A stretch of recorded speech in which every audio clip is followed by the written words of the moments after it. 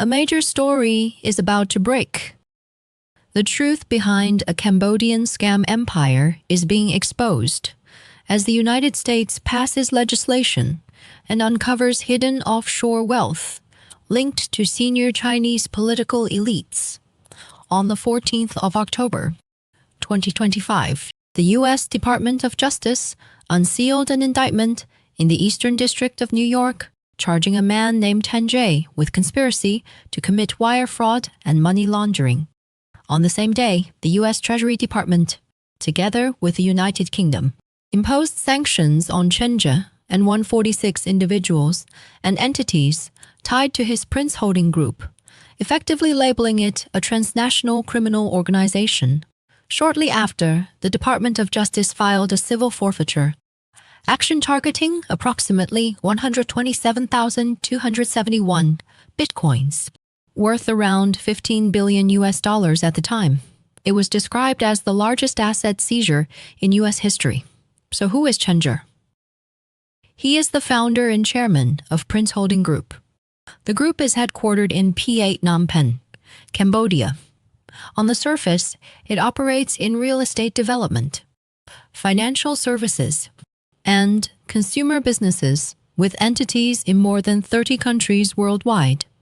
But according to the U.S. indictment, since around 2015, Chen Jie and his senior team secretly transformed the company into one of the largest transnational criminal organizations in Asia. Inside Cambodia, Prince Group allegedly operated at least 10 forced labor scam compounds. Hundreds of workers were trafficked into these sites and, under violent coercion, forced to carry out cryptocurrency investment scams, commonly known as pig butchering scams. The method was systematic. Scammers would first build trust with victims through social media, sometimes pretending to be romantic partners, sometimes posing as friends. Once trust was established, victims were lured into fake cryptocurrency investment platforms. Once the money went in, it never came back out. These compounds were surrounded by high walls and barbed wire, with large dormitories inside. According to the indictment, Chen Jie himself was directly involved in managing these facilities. He reportedly kept detailed profit ledgers for each site, tracking which scam operations were carried out in which rooms. The compounds also contain so-called phone farms, automated call centers using thousands of phones and millions of phone numbers to run large-scale fraud operations simultaneously. The indictment also alleges that Chen's phone contained images of violence inside the compounds, including beatings and torture. According to Chinese-language online reports, after a senior Prince Group figure named Liu Ren was arrested, investigators allegedly discovered over 2,000 iron cages in a hidden room behind his office. These cages reportedly held trafficked young Chinese victims, with tags listing names, ages, blood types, and prices, and claims of organ trafficking and forced blood extraction. However, these claims do not appear in US DOJ documents or mainstream English-language reporting and remain unverified. So why was Prince Group able to operate smoothly in Cambodia for nearly a decade, surviving multiple crackdowns? The U.S. indictment gives a clear answer. Bribery. It states that Chen Jie and his associates used political influence across multiple countries to protect the organization, bribing foreign public officials to avoid enforcement actions. Inside the company, there was even a risk control department. But its purpose was not business risk management. It monitored law enforcement activity across countries. When raids were detected, workers would be relocated and evidence destroyed in advance. The indictment includes specific allegations. Prince Group allegedly purchased a yacht worth over $3 million for one foreign official, and luxury watches worth millions for another. Through these channels, officials also allegedly helped provide diplomatic passports for visa-free travel. Chen Jie reportedly kept detailed records of payments to public officials totaling hundreds of millions of dollars. A key background detail helps explain Chen Jie's position in Cambodia. He acquired Cambodian citizenship in 2014 after making wealth through online gambling and casinos. He was awarded the honorary title Nik Okna, which requires substantial donations to the government.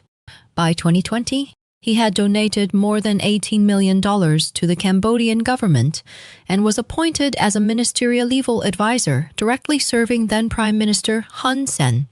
In 2022, he was seen among investment delegations received at the Peace Palace in Phnom Penh, according to Chinese online claims.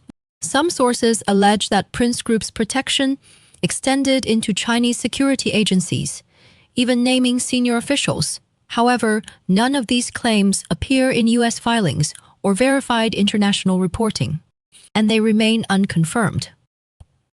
Then, on the 6th of January 2026, the case took a dramatic turn. Cambodian authorities, at China's request, arrested Chen Jai, revoked his Cambodian citizenship, and extradited him to China the next day. China's Ministry of Public Security labeled him the leader of a major cross-border gambling and fraud network. State media showed footage of him being escorted off a plane in handcuffs with a hood over his head.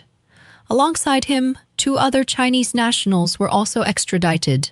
His arrest triggered a chain reaction. Chinese police later announced that all individuals linked to the Prince Group must surrender by the 15th of February, 2026. After the announcement, large-scale escapes were reported from scam compounds across Cambodia. However, because Chen Jai was sent to China rather than the United States, the US DOJ indictment may never be tested in court. Prince Group's lawyers issued a statement calling the US and UK allegations baseless and claiming they were intended to justify the illegal seizure of billions of dollars in assets. Chinese online speculation suggests Chen Jai may have been a financial proxy for senior Chinese political figures, and that Beijing rushed to retrieve him to prevent him from revealing sensitive information in U.S. custody. These claims remain unverified. After Chen Jai's removal, international attention shifted to another key figure, Hu Xiaowei. Hu Xiaowei is a highly complex identity figure. According to investigative outlet OCRP, he has used multiple identities. In U.S. sanctions lists, he appears as Xiaohar. In Japan, he was arrested under the name Hu Shi, and he has also used the name Wu Aming.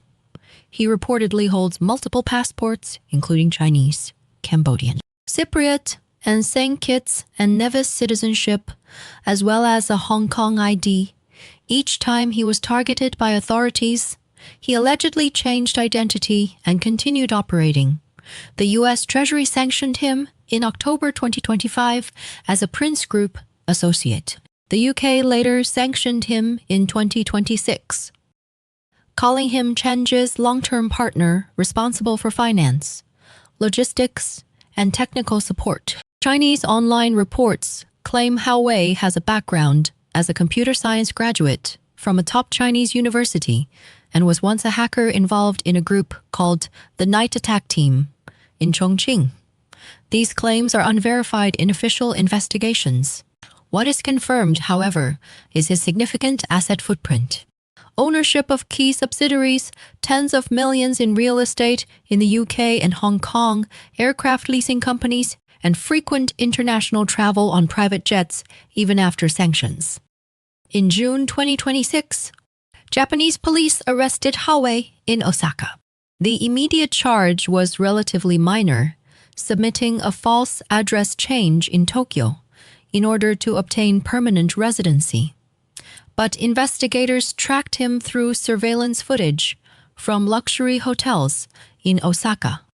Along with him, 2 Chinese nationals were also arrested for submitting fraudulent documents on his behalf. Japan has not yet decided whether to extradite him to the United States or China. Meanwhile, other countries continue investigations. Singapore has frozen over 600 million Singapore dollars in suspected laundering assets. South Korea has identified more than 90 billion won in hidden deposits linked to Prince Group. Cambodia itself has shut down multiple casinos and arrested dozens of foreign suspects linked to scam operations. From the U.S. perspective, The case is still ongoing. The indictment remains active, and the $15 billion Bitcoin seizure case is still in progress. At a broader level, the U.S. Congress has passed legislation requiring intelligence agencies to submit a report by the end of 2026 detailing overseas assets of senior Chinese political figures, including members of the Politburo. Where Prince Group's financial network ultimately leads remains an open question. And what other names may eventually be revealed, no one can say for sure yet.